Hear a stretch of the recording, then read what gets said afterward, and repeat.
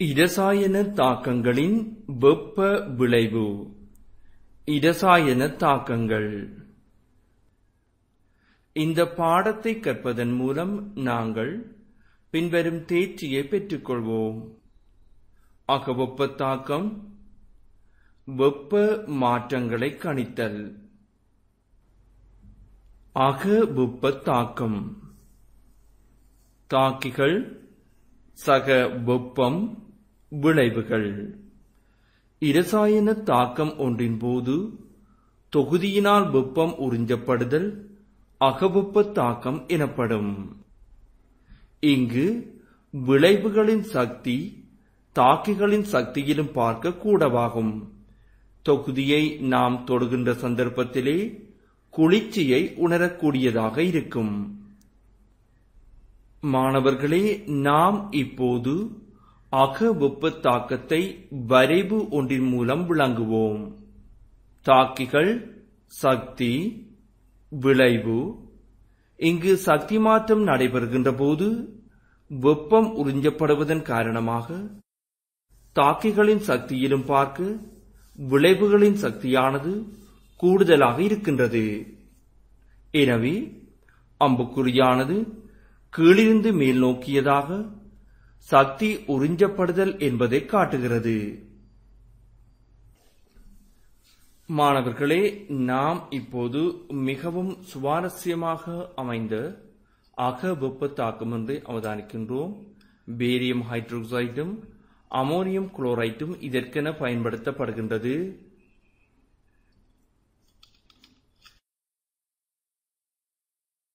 தேவையான அளவு தாக்கிகள் முகவையினுள்ளே போடப்படுகின்றன, அதாவது தொகுதியினுள்ளே சேர்க்கப்படுகிறது.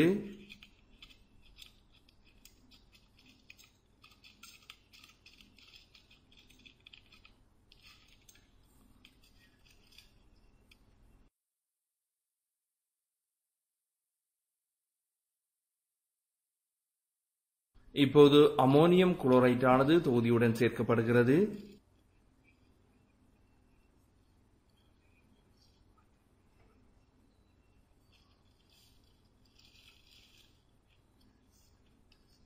தாக்கிகள் தாக்க வேகத்தை அதிகரிக்க செய்வதற்காக ஒன்றுடன் ஒன்று நன்றாக கலக்கப்படுகின்றன. இவ்வாறு கலக்கும் போது தென்படுகின்ற மாற்றத்தை நாம் தெளிவாக அவதானித்துக் கொள்ளுதல் வேண்டும்.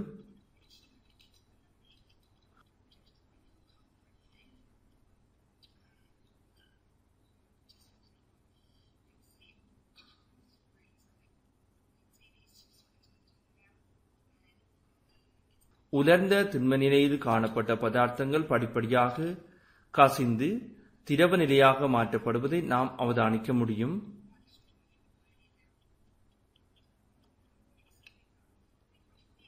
தொகுதியானது நன்றாக கலக்கப்படுதல் வேண்டும்.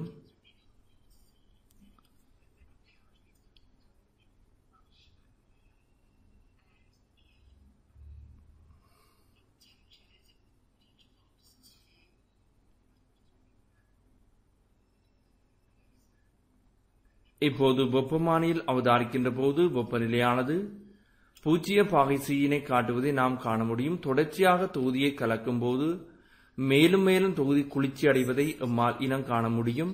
தாக்கிகள் திரவ நிலையை படிப்படியாக அடைகின்றன.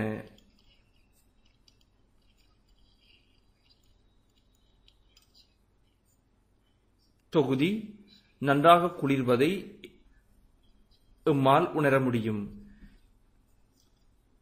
இதனை நாம் தெளிவாக அவதானிப்பதற்காக முகவையின் கீழ்ப்பகுதியில் ஒரு துளி நீரினை விடுவோம்.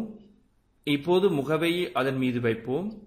மிகையான குளிர்ச்சியின் காரணமாக நீர்த்துளியானது இறுகி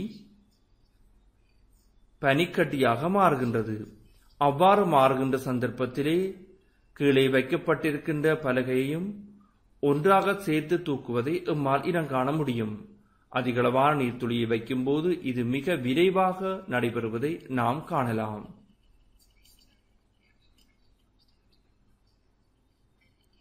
தொகுதி நன்றாக குளிர்கிறது. இப்போது நாம் அவதானிக்கின்றோம். நீரானது குளிர்ச்சியின் காரணமாக, அதாவது அகவெப்ப தாக்கத்தின் காரணமாக வெப்பநிலை இழந்து பனிக்கட்டியாக மாறியுள்ளது. பனிக்கட்டி தொகுதியை ஒன்றுடன் ஒன்று இறுக்கமாக ஒட்டியுள்ளது. எனவே நாம் முகவை தூக்கும் போது கீழே உள்ள பலகையும் அதனுடன் சேர்ந்து மேலே வருவதை கண்டோம். வெப்ப மாற்றத்தை கணித்தல். மாணவர்களே, இரசாயன தாக்கம் ஒன்றின் போது வெப்ப மாற்றங்கள் இடம்பெறும் என்பதை நாம் அறிந்து கொண்டோம். இப்போது அவ்வெப்ப மாற்றங்களை எவ்வாறு கணிக்கலாம் என்பது பற்றி கற்போம். தேவையான இரசாயன பொருட்கள்: சோடியம் ஐதரோட்சைட்டு, NaOH, ஐதரோகுளோரிக் அமிலம். பரிசோதனை தொகுதியின் அமைப்பு. மாணவர்களே, இங்கு நாம் பரிசோதனை செய்யப்படுகின்ற தொகுதியொன்றினுடைய அமைப்பை காண்கின்றோம். கரைசல், ரெஜிவோம், மூடி, வெப்பமானி, கண்ணாடி கோல். இங்கு பாத்திரத்தினுடைய அமைப்பை நாம் கவனித்தல் வேண்டும். வெப்ப இழப்பு ஏற்படாத வகையிலே அமைக்கப்பட்ட ஒரு பாத்திரம் இதுவாகும். இப்பாத்திரத்தினுள்ளே வெளியிலிருந்து உள்நோக்கியும் உள்ளிருந்து வெளிநோக்கியும் வெப்ப மாற்றங்கள் இடம்பெறுவது தவிர்க்கப்படும். அத்துடன் மூடியானது வெப்ப இழப்பு ஏற்படாத பதார்த்தங்களினால் ஆக்கப்பட்டிருக்கும். ரெஜிவோம் கிண்ணம் பயன்படுத்தப்படுவதற்கான காரணம், ரெஜிவோம் மிகவும் வலிமையான காவலியாகும். இதனூடாக வெப்ப மாற்றங்கள் நடைபெறுவது இல்லை. வெப்பமானியானது வெப்ப மாற்றத்தை அறிந்து கொள்வதற்கு உதவுகிறது. தொகுதி முழுவதும் சீரான வெப்பநிலை பேணுவதற்காக கண்ணாடி கோல் கலக்கியாக பயன்படுத்தப்படுகிறது. செய்முறை: ஒரு முகவையில் 2 மூல் டெசிமீட்டர் கனம் செறிவுடைய 50 சென்டிமீட்டர் கனம் சோடியம் ஐதரோட்சைட்டு கரைசலையும், மற்றைய முகவையில் 2 மூல் டெசிமீட்டர் கனம் செறிவுடைய 50 சென்டிமீட்டர் கனம் ஐதரோகுளோரிக் அமில கரைசலையும் அளவு சாடியினால் அளந்து எடுத்தல். அதன் ஆரம்ப வெப்பநிலையை அளந்து குறித்துக் கொள்ளல்.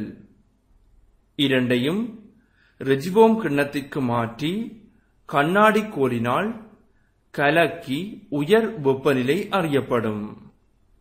இரசாயன தாக்கத்தின் போது ஏற்படும் வெப்ப மாற்றம் பின்வரும் சமன்பாட்டால் அறியப்படும். Q = mc². மாணவர்களே, நாம் இப்போது கணித்தலுக்கு முன்பாக சமன்பாட்டை விளங்குவோம். Q = mc².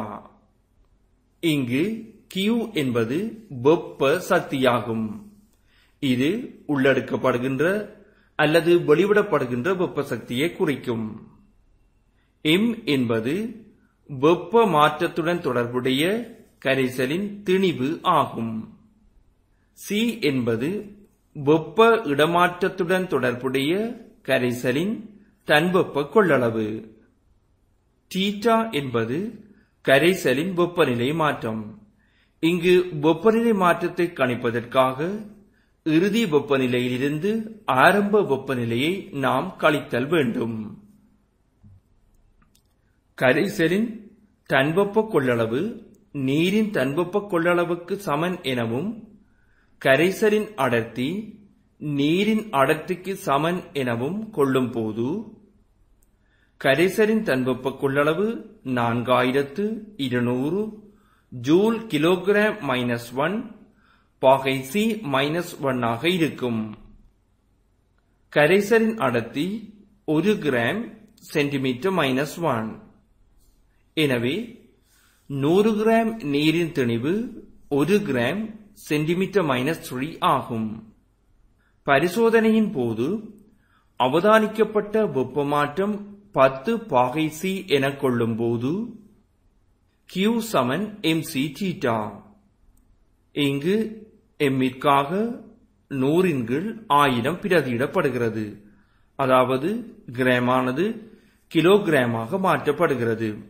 C-ற்காக 4200 θவிற்காக 10 பாகை C பயன்படுத்தப்படுகிறது. இதனை நாம் சுருக்கும் போது Q சமன் 4200 ஜூல் என எமக்கு விடை கிடைக்கிறது. இங்கு இடம்பெறும் வெப்ப மாற்றம் 2 மோல் டெசிமீட்டர் -3 செறிவுடைய 50 சென்டிமீட்டர் கனம் சோடியம் ஹைட்ரோக்சைடு கரைசல் 2 மோல் டெசிமீட்டர் -3 செறிவுடைய 50 சென்டிமீட்டர் கனம் ஹைட்ரோகுளோரிக் அமில கரைசலுடன் தாக்கம் அடையும் போது நிகழ்வதாகும். இங்கு அமிலகார தாக்கமாக இருப்பதால் இங்கு வெப்பம் வெளிவிடப்படுகிறது. வெளிவிடப்படுகின்ற வெப்ப சக்தி 4200 ஜூல் ஆகும். வெப்ப மாற்றங்களின் போதான முக்கிய விடயங்கள். மாணவர்களே, நாம் கணித்தல் செயற்பாட்டில் ஈடுபடுகின்ற போது வெப்ப மாற்றங்களை பற்றிய சில தெளிவுகளை நாம் பெற்றிருக்க வேண்டும். அச்சந்தர்ப்பத்திலேயே எம்மால் கணித்தல்களை சரியாக செய்ய முடியும். இரசாயன தாக்கம் ஒன்றில் சூழலுக்கான வெப்ப இழப்புகளை இயன்றளவு குறைத்தல் வேண்டும். தாக்கிகள் விளைவுகளின் பௌதீக நிலையில் வெப்ப மாற்றங்கள் தங்கியிருக்கும். எனவே தாக்கிகளின் நிலையை குறித்து காட்டுதல் அவசியம். இங்கு தாக்கிகளின் நிலையானது அல்லது விளைவுகளின் நிலையானது தாக்கிகளின் கீழ் அடைப்புக்குறியினுள் பயன்படுத்தப்படும். உதாரணமாக, உலோகம் எனும்போது அடைப்புக்குறியினுள் S என solid என குறித்தல் வேண்டும். வாயு விளைவு எனும்போது அடைப்புக்குறியில் gas என குறித்தல் வேண்டும்.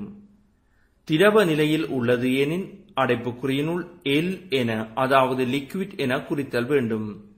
கரைச நிலையில் காணப்படும் போது அடைப்புக்குறியில் aqueous என குறிக்கப்படுகிறது, அதாவது AQ.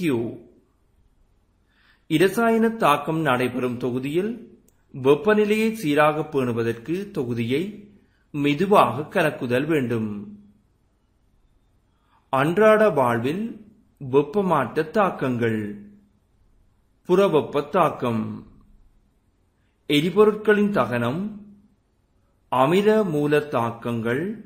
இங்கு அமில மூல தாக்கமாக நாம் ஹைட்ரோகுளோரிக் அமிலத்தையும் சோடியம் ஹைட்ரோக்சைடையும் கருத முடியும். இதன்போது விளைவாக சோடியம் குளோரைட்டும் நீரும் கிடைக்கிறது. அதாவது அமிலங்களும் காரங்களும் தாக்கமடையும் போது விளைவாக உப்பும் நீரும் எமக்கு கிடைக்கும். உயிர்கலங்களின் சுவாசம். நீரிய சுண்ணாம்பிற்கு நீர் சேர்த்தல். இங்கு நீரிய சுண்ணாம்பு எனப்படுவது கால்சியம் ஒட்சைட் ஆகும். கால்சியம் ஒட்சைட்டுடன் நீர் சேர்க்கின்ற போது கால்சியம் ஹைட்ரோக்சைடு உண்டாகிறது. இச்சந்தர்ப்பத்திலே தொகுதியிலிருந்து கடுமையான வெப்பம் பிறப்பிக்கப்படுவதை நாம் அவதானிக்க முடியும். அகவெப்ப தாக்கம். பச்சை தாவரங்களின் ஒளித்தொகுப்பு. பச்சை தாவரங்கள் கார்பன் ஒட்சைட்டையும் நீரையும் பயன்படுத்தி ஒளித்தொகுப்பை மேற்கொள்கின்றன. இதன்போது குளுக்கோஸும் ஆக்சிஜன் வாயுவும் விளைவாக கிடைக்கிறது.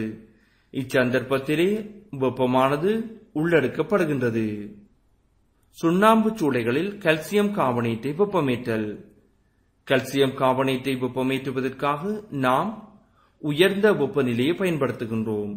800 தொடக்கம் 900 பாகை வரையான வெப்பநிலை இதற்கு தேவைப்படுகிறது. கால்சியம் கார்பனேட்டு பிரிகை அடைகின்ற போது கால்சியம் ஒட்சைட்டும் கார்பனேட் ஒட்சைட்டும் உண்டாகும். இந்த பாடத்தை கற்றதன் மூலம் நாங்கள் பின்வரும் கற்றற்பேறுகளை பெற்றுக்கொண்டோம். அக வெப்பம் தாக்கம் பற்றியும் வெப்ப மாற்றங்களை கணித்தல் பற்றியும் கற்றோம்.